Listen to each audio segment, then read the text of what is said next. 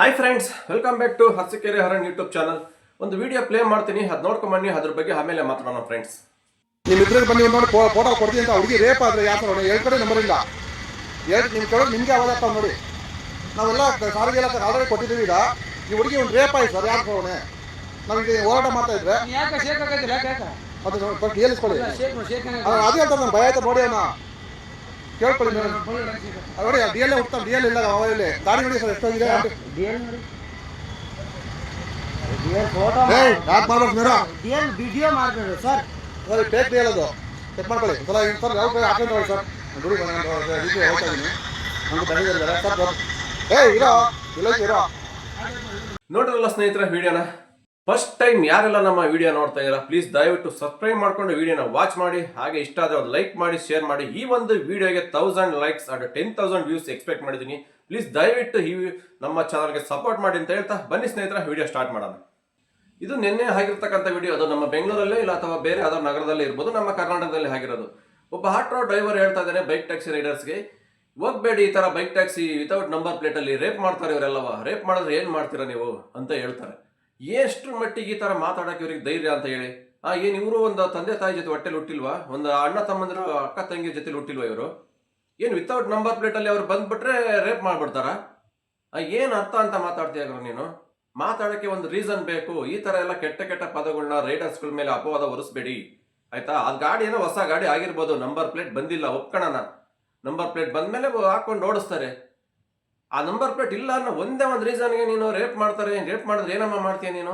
ಏನ್ ಹೋಗ್ತಿದ್ಯಾ ಅಂತ ಕೇಳ್ತೀಯ ಅವ್ರ ಲೇಡೀಸ್ಗೆ. ಅಲ್ಲಿ ಪಕ್ಕದಲ್ಲೇ ಪೊಲೀಸ್ ಅಧಿಕಾರಿ ಕೂಡ ಇದ್ದಾರೆ, ಅವರೇ ಏನು ಕೇಳ್ತಾ ಇಲ್ಲ, ಅವರೇ ಸೈಲೆಂಟ್ ಆಗಿ ನಿಂತಾರೆ. ನೀವು ಆಟೋದವ್ರು ಅವ್ರ ಮೇಲೆ ದರ್ಪ ಮಾಡ್ತಾ ಇದ್ದೀರಾ. ಡಿ ಎಲ್ ಇಲ್ಲ ಏನಿಲ್ಲ ಅಂತೀರಾ. ಅವ್ನು ಡಿ ಎಲ್ ಕೂಡ ಇಟ್ಕೊಂಡಿದ್ದಾನೆ, ಅದನ್ನು ಕೂಡ ತೋರಿಸ್ತಾನೆ. ಅದನ್ನ ವಿಡಿಯೋ ಮಾಡಕ್ ಹೋಗ್ತೀರಾ. ವಿತೌಟ್ ಇನ್ಫಾರ್ಮೇಶನ್ ಯಾವುದೇ ಒಂದು ಡಾಕ್ಯುಮೆಂಟ್ಸ್ ಸೋಷಿಯಲ್ ಮೀಡಿಯಾದಲ್ಲಿ ಅಪ್ಲೋಡ್ ಮಾಡಂಗಿಲ್ಲ, ತೋರ್ಸಂಗಿಲ್ಲ. ರೂಲ್ಸ್ ಪ್ರಕಾರ ಗೊತ್ತಿದೆ, ಆದ್ರೂ ನಾವು ವಿಡಿಯೋ ಡೈರೆಕ್ಟ್ ಆಗಿ ತೋರಿಸ್ತೀರಾ ಅವ್ನು ಡಿ ಎಲ್. ಏನಕ್ಕೆ ಈ ತರ ಎಲ್ಲ ಮಾಡ್ತೀರಾ? ಈಗ ನೀವು ಒಂದು ಎಕ್ಸಾಂಪಲ್, ಇವತ್ತು ನೀವು ಯಾವುದೋ ಒಂದು ಹೊಸ ಆಟೋ ತಗೊಂತೀರಪ್ಪ, ತಗೊಂಡ ತಕ್ಷಣ ನಿಮಗೆ ನಂಬರ್ ಪ್ಲೇಟ್ ಕೊಟ್ಬಿಡ್ತಾನೆ ಆಟೋಗೆ. 15 ದಿವಸನ, 1 ತಿಂಗಳು, 2 ತಿಂಗಳು ಆಗುತ್ತೆ. ಅಲ್ಲಿವರೆಗೂ ನೀವು ಆಟೋ ಮನೇಲಿ ನಿಲ್ಲಿಸ್ಕೊಂತೀರಾ? ಇಲ್ಲ ತಾನೇ, ಓಡಿಸ್ತಿರೋ ತಾನೆ ಪ್ಯಾಸೆಂಜರ್ ಹಾಕೊಂಡು. ನೀವು ಎಷ್ಟೋ ಜನ ಲೇಡೀಸ್ನಲ್ಲಿ ಹಾಕೊಂಡು ಓಡಿಸ್ತಿರಲ್ವಾ? ಹಂಗೆ ನಾವು ಕೇಳ್ಬೋದಲ್ಲ ಅವಾಗ, ಯಾಕ್ರಮ್ಮ ಹೋಗ್ತಿದ್ದೀರಾ ವಿತೌಟ್ ನಂಬರ್ ಪ್ಲೇಟ್ ಆಟೋದಲ್ಲಿ? ಅವ್ರೇನೋ ರೇಪ್ ಮಾಡ್ಬಿಟ್ರೆ, ನಿಮ್ಮನ್ನ ಕೊಲೆ ಮಾಡ್ಬಿಟ್ರೆ ಏನ್ ಮಾಡ್ತೀರಾ ಅಂತವ? ರೀ ಸ್ವಾಮಿ, ತಲೆಯಲ್ಲಿ ಸ್ವಲ್ಪ ಬುದ್ಧಿ ಇಟ್ಕೊಂಡು ಮಾತಾಡಿ. ನೀವೊಂದು ಇಲ್ಲಿ ಕ್ಲಿಯರ್ ಕಟ್ಟಾಗಿ ಅರ್ಥ ಆಗ್ತಿದೆ ನಮಗೆ, ನಿಮ್ಮ ಇಂಟೆನ್ಷನ್ ಏನಂತ ಕ್ಲಿಯರ್ ಕಟ್ಟಾಗಿ ನಮ್ಗೆ ಅರ್ಥ ಆಗ್ತಿದೆ. ಬೈಕ್ ಟ್ಯಾಕ್ಸಿ ಬ್ಯಾನ್ ಮಾಡಬೇಕು ಅಷ್ಟೇ. ಐ ನೋ ಅಬ್ಜೆಕ್ಷನ್ ಮಾಡಿ, ತೊಂದರೆ ಇಲ್ಲ. ಆದ್ರೆ ಈ ತರ ಎಲ್ಲ ಅಪವಾದಗಳನ್ನೆಲ್ಲ ಒರೆಸಿ ಒಬ್ಬ ಬೈಕ್ ಟ್ಯಾಕ್ಸಿ ರೈಡರ್ಸ್ ಮೇಲೆ ಎಷ್ಟು ಮಟ್ಟಿಗೆ ತೊಂದರೆ ಕೊಡ್ತಾ ಇದ್ದೀರಾ? ಬೈಕ್ ಟ್ಯಾಕ್ಸಿ ಮಾಡ್ಬೇಕಾ, ಅದಕ್ಕೊಂದು ರೀಸನಬಲ್ ಕಾರಣ ಕೊಡಿ. ಬೈಕ್ ಬ್ಯಾನ್ ಮಾಡಿಸ್ತೀರಾ, ಮಾಡಿಸಿ. ಅದೇನು ಮಾಡಬೇಕು ಮಾಡಿಸಿ. ಅದು ಬಿಟ್ಬಿಟ್ಟು ವಿತೌಟ್ ನಂಬರ್ ಪ್ಲೇಟಾಗಿ ಹೋದ ತಕ್ಷಣ ನಿಮ್ಗೆ ರೇಪ್ ಮಾಡಿಬಿಟ್ರೆ, ಕೊಲೆ ಮಾಡಿಬಿಟ್ರೆ ಅಂತವ ಏನದು ಲೆಕ್ಕಾಚಾರಲ್ಲ. ಅವರು ಒಂದು ಹೆಣ್ಮಕ್ಳು ಹೋಗಿ ಹುಟ್ಟಿರೋರು ಸ್ವಾಮಿ, ಒಂದು ತಾಯಿಗೆ ಅಕ್ಕ ತಂಗಿ ಜೊತೆಲಿ ಅವರು ಬೆಳೆದಿರ್ತಾರೆ. ಈಗ ನಾವು ಇವತ್ತೊಂದು ಆಸ್ ಎ ರೈಡರ್ ಆಗಿ ಮಾತಾಡ್ತಾ ಇದೀವಿ. ಒಂದು ಕಾಲದಲ್ಲಿ ನಮಗೂ ಈ ಕಂಪ್ನಿ ಅನ್ನ ಕೊಟ್ಟಿದೆ. ಅದಕ್ಕೋಸ್ಕರ ನಾವು ಬೈಕ್ ಟ್ಯಾಕ್ಸಿ ರೈಡರ್ಸ್ಗೆ ಸಪೋರ್ಟ್ ಆಗಿ ಮಾತಾಡಲೇಬೇಕು. ಈ ತರ ಎಲ್ಲ ಒಂದು ಸಿಚುವೇಶನ್ಗಳು ನಮ್ಮ ರೈಡರ್ಸ್ಗಳ ಮೇಲೆ ಬಂದಾಗ, ಅಪವಾದಗಳು ಮಾತಾಡಲೇಬೇಕಾಗತ್ತೆ. ನಿಮ್ಮ ಬಗ್ಗೆ ನೀವೇನಾದ್ರು ಒಂದು ಅಂದ್ರೆ ಸಾಕು, 1000 ಮಾತಾಡ್ತೀರಾ ಸೋಷಿಯಲ್ ಮೀಡಿಯಾದಲ್ಲಿ. ಇವತ್ತು ರೈಡರ್ಸ್ಗಳಿಗೆಲ್ಲ ಈ ತರ ಎಲ್ಲ ಒಂದು ಕೆಟ್ಟ ಪದಗಳನ್ನ ಯೂಸ್ ಮಾಡಿ ಮಾತಾಡ್ತೀರಾ. ಏನಂತ ಮಾಡಬಾರ್ದು ಮಾಡ್ಬಿಟ್ಟಿದ್ದಾನೆ. ನಿಮ್ಮ ದರ್ಪ, ನಿಮ್ಮ ಪವರ್ ಏನಿದ್ರು ಬೇರೆಯವ್ರ ಮೇಲೆ ತೋರಿಸಿ ಸ್ವಾಮಿ. ನಿಮ್ಮ ಮೊನ್ನೆ ಮೈಸೂರಲ್ಲಿ ಆಯ್ತು ಕಳ್ತನ, 10 ಕೋಟಿ ಕಳ್ತನ ಮಾಡ್ಕೊಂಡೋದ್ರು. ಆಡಾಗ್ಲೇ ಗೋಲ್ಡು. ರಾತ್ರಿ ಆದ್ರೆ ಬೆಂಗಳೂರಲ್ಲಿ ಚಡ್ಡಿ ಗ್ಯಾಂಗ್ ಅಂತ ಬರ್ತಾರೆ ಕಳ್ತನ ಮಾಡಕ್ಕೆ. ಇಂಥರ್ನೆಲ್ಲ ಹಿಡೀರಿ ಸ್ವಾಮಿ ನೀವು. ಹಂಗಾರೆ ಅಷ್ಟೊಂದು ಧೈರ್ಯ ಇದ್ರೆ ಇಂಥರ್ನ ಹಿಡ್ಕೊಡಿ ಅಧಿಕಾರಿಗಳಿಗೆ. ನಿಮ್ಗೊಂದು ಪ್ರಶಂಸೆ ಬರುತ್ತೆ, ಕಿರೀಟ ಕೊಡ್ತಾರೆ ಅಂತ ಎಲ್ಲ ವಿಡಿಯೋದಲ್ಲಿ ಹೇಳ್ತಾ ಇರ್ತೀನಿ ನಾನು. ಕಳ್ತನ ಮಾಡೋರ್ನ, ಕೊಲೆ ಮಾಡೋರ್ನ, ರೇಪ್ ಮಾಡೋರ್ನ ಹಿಡಿಯಲ್ಲ. ಅಮಾಯಕ ಬೈಕ್ ಟ್ಯಾಕ್ಸಿ ಅವ್ರು ನಡ್ಕೊಂಡು ಪದೇ ಅವ್ರಿಗೆ ತೊಂದರೆ ಕೊಡ್ಕೊಂಡು ಸುಮ್ಮನೆ ಸೋಷಿಯಲ್ ಮೀಡಿಯಾದಲ್ಲಿ ಇಲ್ದಾರೆಲ್ಲ ವಿಡಿಯೋ ಮಾಡ್ಕೊಂಡು ಅವ್ರಿಗೆ ಹಂಗ್ ಮಾಡ್ತಾರೆ ಹಿಂಗ್ ಮಾಡ್ತಾರೆ ಅಂತ ಹೇಳಿ ಸುಮ್ಮನೆ ಅವ್ರ ವಿರುದ್ಧ ಕೆಟ್ಟ ಆರೋಪ ಹೊರಿಸ್ತಾ ಇದ್ದಾರೆ ಪ್ರತಿನಿತ್ಯ. ಇವತ್ತು ಎಲ್ಲಿ ನೋಡಿದ್ರು ಬೈಕ್ ಟ್ಯಾಕ್ಸಿ ರೈಡರ್ಗಳ ಮೇಲೆ ದೌರ್ಜನ್ಯ ನಡೀತಾನೆ ಇದೆ, ದಬ್ಬಾಳಿಕೆ. ಬ್ಯಾನ್ ಮಾಡಿಸ್ಬೇಕಾ? ಪರವಾಗಿಲ್ಲ, ಕರೆಕ್ಟ್ ಆಗಿರೋ ಕಾರಣ ಕೊಟ್ಟು ಏನೋ ಒಂದು ಮಾಡಿಸಿ. ನಿಮಗೆ ಹೊಟ್ಟೆ ತುಂಬ್ತಾ ಇಲ್ಲ, ನಿಮಗೆ ಬಾಡಿಗೆ ಬರ್ತಾ ಇಲ್ಲ, ನಮ್ಮ ಅನ್ನ ಕಿತ್ಕೊಂಡು ತಿಂತಾ ಇದ್ದಾರೆ, ಏನಿದೆ ಕಾರಣ ಕೊಟ್ಬಿಟ್ಟು ಮಾಡಿಸಿ. ಅದು ಬಿಟ್ಬಿಟ್ಟು ಸುಮ್ಮನೆ ಈ ತರ ಎಲ್ಲ ರೇಪ್ ಮಾಡ್ತಾರೆ, ಕೊಲೆ ಮಾಡ್ತಾರೆ. ಹೋಗ್ಬೇಡಿ ಇವ್ರ ಬೈಕಲ್ಲೆಲ್ಲವ, ನಂಬರ್ ಪ್ಲೇಟ್ ಇಲ್ಲ ಅಂದ್ರೆ ಹೋಗ್ಬೇಡಿ. ಈ ತರ ಎಲ್ಲ ಯಾಕೆ ಸ್ವಾಮಿ? ಏನನ್ನ ಅಕ್ಕ ಸಂಪಾದನೆ ಮಾಡ್ಕೊಳೋಣ. ಮನೇಲಿದ್ದು ಏನ್ ಮಾಡ್ಬೇಕು, ನಂಬರ್ ಪ್ಲೇಟ್ ಬರೋವರೆಗೂ ಅಂತ ಪಾಪ ಬಂದಿರ್ತಾನ ಅವನ ವ್ಯಕ್ತಿ. ಮನೇಲಿ ನಿಲ್ಲಿಸ್ಕೊಂಡ್ರೆ ಹೊಟ್ಟೆ ತುಂಬತ್ತಾ? ಫ್ಯಾಮಿಲಿ ಮೇಂಟೈನ್ ಮಾಡೋಕ್ಕಾಗತ್ತಾ? ಆಗಲ್ಲ ತಾನೆ. ಅವ್ರಿಗೂ 108 ಪ್ರಾಬ್ಲಮ್, ಕಮಿಟ್ಮೆಂಟ್ ಇರ್ತವೆ. ಅಷ್ಟಕ್ಕೆ ನೀವು ಈ ತರ ಒಂದು ರೇಪ್ ಮಾಡ್ಬಿಟ್ರೆ ಹೆಂಗೆ? ರೇಪ್ ಮಾಡ್ಬಿಡ್ತಾರೆ, ಹೋಗ್ಬೇಡಿ. ಕೊಲೆ ಮಾಡ್ಬಿಡ್ತಾರೆ ಅಂದ್ರೆ ಇವತ್ತು ಎಷ್ಟು ಕೊಲೆ ರೇಪ್ ಆಗಿದೆ ಸ್ವಾಮಿ ಹಂಗಾರೆ ಬೈಕ್ ಟ್ಯಾಕ್ಸಿಯಲ್ಲಿ? ತೋರಿಸಿ ನೋಡೋಣ. ಇಡೀ ಬೆಂಗಳೂರಲ್ಲಿ ಬೈಕ್ ಟ್ಯಾಕ್ಸಿ ಹಿಸ್ಟ್ರಿಲಿ ಎಷ್ಟು ರೇಪು, ಎಷ್ಟು ಮರ್ಡರ್ ಆಗಿದೆ ತೋರಿಸಿ. ಯಾವ್ದಾರು ಒಂದು ಸಿಗುತ್ತೇನಾ? ಯಾವುದೋ ಒಂದು ಸಣ್ಣ ಪುಟ್ಟ ಮಿಸ್ಬಿಹೇವ್ ಆಗಿರ್ಬೋದು ರೈಡರ್ ಕಡೆಯಿಂದ, ನಾವು ಒಪ್ಕೊಂಡಿದೀವಿ, ಅದ್ರ ಬಗ್ಗೆನೂ ಕೂಡ ರಿವ್ಯೂ ಕೊಟ್ಟಿದ್ದೀನಿ, ಅದಕ್ಕೂ ಮಾತಾಡಿ ಬೈದಿದ್ದೀವಿ ನಮ್ಮ ರೈಡರ್ಗಳಿಗೆ ಕೂಡ. ತಪ್ಪು ಯಾರೇ ಮಾಡಿದ್ರು ಕೇಳ್ತೀವಿ ನಾವು, ಆಯ್ತಾ? ಅದು ಬಿಟ್ಬಿಟ್ಟು ನೀವು ಏನು ರೇಪೇ ಮಾಡ್ಬಿಟ್ರು, ಮರ್ಡ್ರೇ ಮಾಡ್ಬಿಟ್ರು ಅಂತ ಹೇಳ್ತೀರಲ್ಲ, ಎಷ್ಟಾಗಿದೆ? ಯಾವ್ದಾದ್ರು ಒಂದೇ ಒಂದು ತೆಗೆದು ತೋರಿಸಿ ಹಿಸ್ಟ್ರಿಲಿ, ಬೈಕ್ ಟ್ಯಾಕ್ಸ್ ಹಿಸ್ಟ್ರಿಲಿ ರೇಪ್ ಆಗಿದೆ, ಮರ್ಡರ್ ಮಾಡಿದ್ದಾರೆ ಅನ್ನೋದ ಆಗುತ್ತಾ ನಿಮ್ಮ ಕೈಲಿ? ಇನ್ನು ನಿಮ್ಮ ಕ್ಯಾಬ್ಗಳಲ್ಲಿ, ಆಟೋಗಳಲ್ಲಿ ಏನೇನೋ ಆಗಿದೆ ಪ್ರಾಬ್ಲಮ್, ಅವ್ರ ಬಗ್ಗೆ ಎಲ್ಲ ಯಾರು ವಿಡಿಯೋ ಮಾಡಲ್ಲ, ಅದ್ರ ಬಗ್ಗೆ ಯಾರು ಮಾತಾಡಲ್ಲ. ಬೈಕ್ ಟ್ಯಾಕ್ಸಿ ಏನಾದ್ರು ಒಂದು ಸಿಕ್ಬಿಟ್ರೆ ಸಾಕು, ಇಲ್ಲಿ ಹೋದ್ರೆ ಹುಲಿನೇ ಹೋಯ್ತು ಅಂತೀರಾ ನೀವು ಇವತ್ತು. ಆ ಥರ ಮಾಡ್ತಾ ಇದ್ದೀರಾ ಬೈಕ್ ಟ್ಯಾಕ್ಸಿ ರೈಡರ್ಸ್ಗೆ. ನೀವೇನೇ ಮಾಡಿ ನ್ಯಾಯವಾದ ರೀತಿಯಲ್ಲಿ ಹೋರಾಡಿ, ನ್ಯಾಯವಾದ ರೀತಿಯಲ್ಲೇ ಮಾಡಿ. ಅನ್ಯಾಯ ಎಲ್ಲಿವರೆಗೂ ನಡೀತೋ, ಅನ್ಯಾಯ ಯಾವತ್ತೂ ಗೆಲ್ಲಲ್ಲ, ನ್ಯಾಯನೇ ಗೆಲ್ಲದು. ನೀವು ಎಲ್ಲಿವರೆಗೂ ಅನ್ಯಾಯದ ಪದಗಳನ್ನ ಯೂಸ್ ಮಾಡಿ ಬೈಕ್ ಟ್ಯಾಕ್ಸಿ ಮೇಲೆ ದಬ್ಬಾಳಿಕೆ ಮಾಡ್ತಿರೋ, ಅದು ನಿಲ್ಲಬೇಕು ಇದೆಲ್ಲವ. ಯಾಕೆಂದ್ರೆ ಎಲ್ಲರೂ ಇವತ್ತು ಬೈಕ್ ಟ್ಯಾಕ್ಸಿ ಆಗಿರ್ಬೋದು, ಆಟೋದಾರ ಆಗಿರ್ಬೋದು, ಕ್ಯಾಬರ್ ಆಗಿರ್ಬೋದು, ಜೀವನ ಮಾಡೋಕ್ಕೆ ಬಂದಿರೋದು ನ್ಯಾಯವಾಗಿ ಸಂಪಾದನೆ ಮಾಡ್ಕೊಂಡು ತಿಂತಾ ಇದ್ದಾರೆ.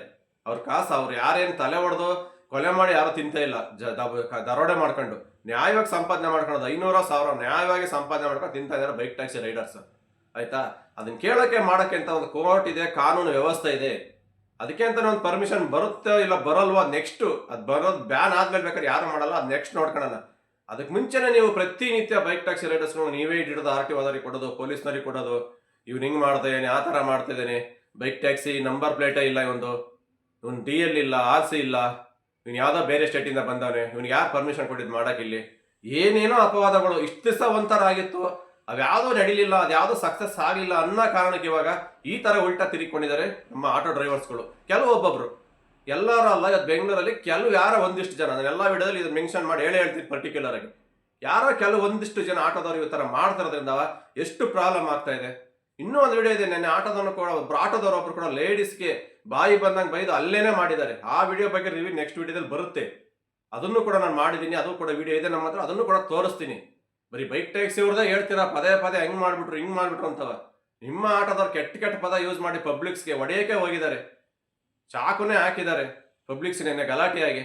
ಅದ್ರ ಬಗ್ಗೆ ಎಲ್ಲ ಯಾರು ಮಾತಾಡ್ತಾ ಇಲ್ಲ, ಅದ್ರ ಬಗ್ಗೆ ಒಂದು ವಿಡಿಯೋ ಕೂಡ ಬಂದಿಲ್ಲ. ಏನೇ ಒಂದು ಬೈಕ್ ಟ್ಯಾಕ್ಸಿ ಅವ್ರು ಸಿಕ್ಬಿಟ್ರೆ ಸಾಕು, ಅದನ್ನೇ ಒಂದು ದೊಡ್ಡ ಇಶ್ಯೂ ಮಾಡಿ ಎಳ್ಕೊಂಡು ಹೋಗ್ಬಿಡ್ತೀರ ಚೂಯಿಂಗ್ ಅಂತಾರ. ಇವತ್ತು ನಮಗೆ ಇಲ್ಲಿ ಕ್ಲಿಯರ್ ಕಟ್ಟಾಗಿ ಅರ್ಥ ಆಗ್ತಾ ಇದೆ, ನಿಮ್ಮ ಇಂಟೆನ್ಷನ್ ಒಂದೇನೆ, ಬೈಕ್ ಟ್ಯಾಕ್ಸಿ ಬ್ಯಾನ್ ಮಾಡ್ಬೇಕಷ್ಟೇ. ಏನಾದ್ರೂ ಆಗಲಿ ಒಂದು ರೀಸನ್ ಕೊಟ್ಟಿವ್ರಿಗೆ, ಅದು ಒಳ್ಳೇದೋ ಕೆಟ್ಟದೋ ಏನಿಲ್ಲ, ಏನೋ ಒಂದು ರೀಸನ್ ಕೊಡಬೇಕು. ಇವತ್ತು ಬೈಕ್ ಟ್ಯಾಕ್ಸಿ ಬ್ಯಾನ್ ಮಾಡಬೇಕು. ಬ್ಯಾನ್ ಆಗಿಲ್ಲ ಅದನ್ನು ಬೈಕ್ ಟ್ಯಾಕ್ಸಿ ರೈಡರ್ಸ್ ಯಾರು ಮಾಡಬಾರ್ದು, ಬೆಂಗಳೂರಲ್ಲೆಲ್ಲ ಇಡೀ ನಮ್ಮ ಕರ್ನಾಟಕದಲ್ಲಿ ಯಾರು ಮಾಡಬಾರ್ದು. ಈ ಥರ ಎವ್ರಿಡೇ ತೊಂದರೆ ಕೊಡ್ತಾ ಇದ್ದಾರೆ, ಆದಷ್ಟು ಸ್ವಲ್ಪ ಇವ್ರು ಮಾಡೋರ ಸಂಖ್ಯೆ ಕಮ್ಮಿ ಆಗುತ್ತೆ, ಆಮೇಲೆ ನಮಗೆ ಬಾಡಿಗೆ ಬರುತ್ತೆ, ಚೆನ್ನಾಗಿ ಹೊಡಿಬೋದು ಅನ್ನೋ ಒಂದೇ ಒಂದು ಮೈಂಡ್ ಸೆಟ್ ನಿಮ್ಮ ಕಾನ್ಸೆಪ್ಟ್ ಮೈಂಡಲ್ಲಿ ಬಂದ್ಬಿಟ್ಟಿದೆ. ಅದಕ್ಕೋಸ್ಕರ ಇವತ್ತು ಪ್ರತಿನಿತ್ಯ ಇವತ್ತು ಫೇಸ್ಬುಕ್ ಅಂತ ಅಲ್ಲ, ಸೋಷಿಯಲ್ ಮೀಡಿಯಾ ಯಾವುದೇ ತೆಗೆದು ನೋಡಿದ್ರು ಬರೀ ಬೈಕ್ ಟ್ಯಾಕ್ಸಿ ವಿಡಿಯೋಗಳು ಬಿಟ್ರೆ 50% ಬೇರೆ ಯಾವುದು ಬರ್ತಾ ಇಲ್ಲ. ಅದು ಆಟೋದವರು ಹಿಡಿದು ಅವರಿಗೆ ತೊಂದರೆ ಕೊಡ್ತಾರೆ ವಿಡಿಯೋಗಳೇ. ಪ್ರತಿನಿತ್ಯ ಅಪ್ಲೋಡ್ ಮಾಡ್ತಾ ಇದ್ದಾರೆ, ದಿನಕ್ಕೆ 10 ವಿಡಿಯೋ ಬರ್ತಾ ಇದೆ. ಬೆಂಗಳೂರಲ್ಲಿ ಅಂತ ಇರ್ಬೋದು, ಮೈಸೂರು, ಹಾಸನ, ಎಲ್ಲ ಕಡೆ ವಿಡಿಯೋಗಳನ್ನು ಎವ್ರಿ ಡೇ ಬೈಕ್ ಟ್ಯಾಕ್ಸಿ ತೊಂದರೆ ಕೊಡ್ತಾನೆ ಇದ್ದೀರಾ. ಇದರಿಂದ ನೀವೇನೋ ಬೈಕ್ ಟ್ಯಾಕ್ಸಿ ಅವರು ಸ್ಟಾಪ್ ಮಾಡ್ತಾರೆ, ನಂತರ ಮಾಡೋದು ಕಮ್ಮಿ ಆಗುತ್ತೆ ಸಂಖ್ಯೆ ಆಟೋ, ಆಮೇಲೆ ಆಟೋ ನಮಗೆ ಜಾಸ್ತಿ ಬರುತ್ತೆ ಅಂತ ಈ ಥರ ಎವ್ರಿ ಡೇ ತೊಂದರೆ ಕೊಡ್ತಾ ಇದ್ದೀರಾ. ಪರವಾಗಿಲ್ಲ ಕೊಡಿ, ಅದು ಕೇಳಕ್ಕೆ ಅಂತ ಕಾನೂನಿದೆ. ಅದಕ್ಕೆ ಬಿಟ್ಬಿಟ್ಟು ನೀವು ಸುಮ್ಮನೆ ಈ ಥರ ಎಲ್ಲ ಅನ್ನೆಸೆಸರಿ ಅಪವಾದಗಳನ್ನೆಲ್ಲ ಬೈಕ್ ಟ್ಯಾಕ್ಸಿ ರೈಡರ್ಸ್ ಮೇಲೆ ಹೊರಿಸ್ಬೇಡಿ. ರೇಪ್ ಮಾಡ್ತಾರೆ, ಕೊಲೆ ಮಾಡ್ತಾರೆ ಅಂತ. ಆ ವಿಡಿಯೋಗೆ ಕೆಳಗಡೆ ಯಾರೋ ಕಮೆಂಟ್ಸ್ ಕೊಡಲಿ ಒಬ್ಬ ನೋಡಿದೆ, ನಿಮ್ಮ ಆಟೋ ಪರವಾಗಿ ಇರ್ಬೋದು, ಯಾರೋ ಒಬ್ರು ಕಮೆಂಟ್ಸ್ ಕೂಡ ಹಾಕಿದ್ದಾರೆ. ಬರೀ ರೇಪ್ ಮಾಡ್ತಾನೆ ಅಂತಾನೆ ಯಾಕೆ ಹಾಕಿದ್ಯಪ್ಪ, ಕೊಲೆನೂ ಮಾಡ್ತಾನೆ ಅಂತ ಹೇಳಪ್ಪ ನೀನು ಇನ್ನೊಂದ್ಸಲಿ ಅಂತ ಹೇಳ್ತಾನೆ. ಈ ಥರ ನಿಮ್ಮ ಮೈಂಡ್ ಸೆಟ್ ಎಷ್ಟರ ಮಟ್ಟಿಗಿದೆ, ನಿಮ್ಮ ಸಂಘಗಳ ಒಗ್ಗಟ್ಟು ಅಂತ ಇಲ್ಲೇ ಗೊತ್ತಾಗ್ತಿದೆ ನಮಗೆ. ಅದು ಒಂದ್ಸಲಿ ಹೇಳಲ್ಲ, 10 ಸತಿ ಹೇಳ್ತೀಯ. ನೀನು ರೇಪ್ ಮಾಡ್ಬಿಟ್ರೆ ಏನಪ್ಪ ಮಾಡೋದು, ರೇಪ್ ಮಾಡ್ಬಿಟ್ರೆ ಹೆಂಗಮ್ಮ ಹೋಗ್ತೀನಿ ನೀನು ಅಂತವ. ಆ ಲೇಡೀಸ್ಗೂ ಕೂಡ ಅವಾಜ್ ಆಗ್ತಾರೆ, ಪೊಲೀಸ್ ಅಧಿಕಾರಿ ಪಕ್ಕದಲ್ಲಿ ನಿಂತಾರೆ, ಅವರೇ ಕೇಳ್ತಾ ಇಲ್ಲ. ಅವಾಜ್ ಬೇರೆ, ಇರಲ್ಲ ಎಲ್ಲ ಹೋಗ್ತೀಯ ಅಂತ ಅವಾಜ್ ಬೇರೆ ಅವರಿಗೆ. ನಿಮ್ಮ ದರ್ಪ ಎಷ್ಟರ ಮಟ್ಟಿಗೆ ನಡೀತಾ ಇದೆ ಅಂದ್ರೆ ಇವತ್ತು ನಮ್ಮ ಕರ್ನಾಟಕದಲ್ಲಿ ಕೇಳೋರೆ ಯಾರು ಇಲ್ಲ. ಇದನ್ನ ಗೌರ್ಮೆಂಟ್ ಕಣ್ಣು ಮುಚ್ಕೊಂಡು ಕೂತ್ಬಿಟ್ಟಿದೆ. ಎಲ್ಲ ಅಧಿಕಾರ ಗೌರ್ಮೆಂಟ್ ಇವತ್ತು ನಿಮ್ಮ ಕೈ ಕೊಟ್ಬಿಟ್ಟು ಗೌರ್ಮೆಂಟ್ ಕಣ್ಣು ಮುಚ್ಕೊಂಡು ಕೂತ್ಬಿಟ್ಟಿದೆ. ಏನಾರು ಮಾಡ್ಕೊಳ್ಳಿ, ನೀವು ಯಾರನ್ನಾರು ಇಟ್ಕೊಳ್ಳಿ, ಬೈಕ್ ಟ್ಯಾಕ್ಸಿ ರೈಡರ್ಸ್ ಅವ್ರು ಹೊಡೀರಿ ಬಡೀರಿ, ಏನಾರು ಬೈರಿ, ಬೈಕ್ ಯಾರು ಕಿತ್ಕೊಳ್ಳಿ, ಕೀ ಯಾರು ಕಿತ್ಕೊಳ್ಳಿ ಅಂತ ಗೌರ್ಮೆಂಟ್ ಎಲ್ಲ ಅಧಿಕಾರ ನಿಮಗೆ ಕೊಟ್ಬಿಟ್ಟಿದೆ ಅನ್ನೋ ಥರ ಇವತ್ತು ನೀವು ಮಾಡ್ತಾ ಇದ್ದೀರಾ. ಅದು ಏನು ಅಂತ ಅರ್ಥ ಆಗ್ತಾ ಇಲ್ಲ. ಇದು ಎಲ್ಲಿಗೆ ಹೋಗಿ ಮುಟ್ಟುತ್ತೋ, ಏನು ಕತೆ ಆಗುತ್ತೆ ಅಂತ ಗೊತ್ತಿಲ್ಲ. ನಿಜವಾಗ್ಲೂ ಇದಕ್ಕೆಲ್ಲ ಒಂದು ಎಂಡ್ ಅಂತ ಬರಲೇಬೇಕು. ಬೈಕ್ ಟ್ಯಾಕ್ಸಿಗೆ ಅವ್ರು ಮಾಡು, ಇಲ್ಲ ಬೇಡ ಸ್ಟಾಪ್. ಯಾವ್ದಾರು ಒಂದು ಬಂದರೆ ಏನೋ ನೆಮ್ಮದಿಯಾಗಿ ಡ್ಯೂಟಿ ಮಾಡ್ಬೋದು ಬೈಕ್ ಟ್ಯಾಕ್ಸಿ ರೈಡರ್ಸ್.